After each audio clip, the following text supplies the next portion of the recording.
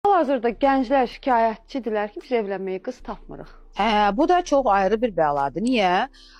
Gənclərin bu dəqiqə gözü çox açıqdır. Nələr görmürlər onlar? O qədər açıqlıq, o qədər belə azadlığın meyarları dəyişib. Oğlanlar qız tapmaqda çətinlik çəkirlər. Doğru.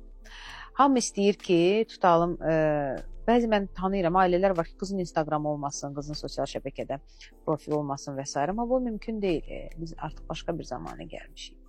Oğlanlar qız tapa bilmir, qızlar ərə getmək üçün oğlan seçə bilmirlər. Çünki hər şey o qədər açıq, aydın, aşkar gözümüzün önündə baş verir. Ayrı bir problemdir, haqlısan.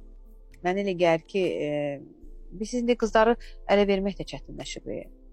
Gedir, 2 aydan sonra görürsən ki, boy davası başladı. Oğlanı evləndirirsən, 3 aydan sonra görürsən ki, nəsə artıq didi başladı. Və onlar güzəştə gedə bilmirlər.